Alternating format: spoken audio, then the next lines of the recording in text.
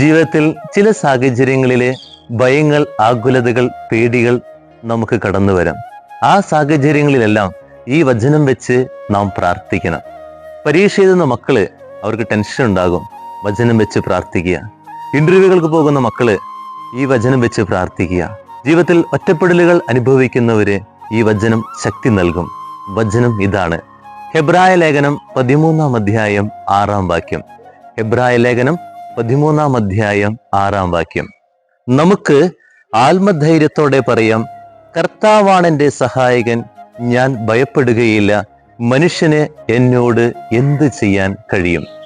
ആത്മധൈര്യത്തോടെ പറയണം, കർത്താവാണ് എൻ്റെ സഹായകൻ. എത്ര സുന്ദരമായ വചന! ദൈവം എന്നെ സഹായിക്കാനുണ്ട്. ദൈവം സഹായിക്കുന്നവനെ മനുഷ്യന്റെ മുമ്പിൽ തോൽപ്പിക്കുകയില്ല. ഇതാണ് ധൈര്യം, ഇതാണ് ശക്തി. നമ്മുടെ അരികിലെ ടെൻഷൻ എന്ന് പറയുന്നവര്, പേടിയുള്ളവർക്ക് ഈ വചനം പറഞ്ഞുകൊടുത്ത് പ്രാർത്ഥിക്കാം. ഈ വീഡിയോ ഷെയർ ചെയ്ത് അവരെ ശക്തിപ്പെടുത്തുക. നമുക്കങ്ങനെ ടെൻഷൻ വരുന്ന സമയത്ത് കണ്ണുകളടയ്ക്കുക, ശ്വാസം ഒന്ന് വലിക്കുക, പതുക്കെ ഒന്ന് വിട്ടതിന് ശേഷം മനസ്സിൽ ഇങ്ങനെ ഉരുവിടുക, കർത്താവാണ് എൻ്റെ സഹായകൻ, ഞാൻ ഭയപ്പെടുകയില്ല, മനുഷ്യന് എന്നോട് എന്ത് ചെയ്യാൻ കഴിയും. ഇങ്ങനെ പറഞ്ഞുകൊണ്ടിരിക്കുമ്പോൾ തന്നെ എൻ്റെ ഉള്ളിൽ കർത്താവ് നിറയും, കർത്താവിനെ സഹായിക്കും.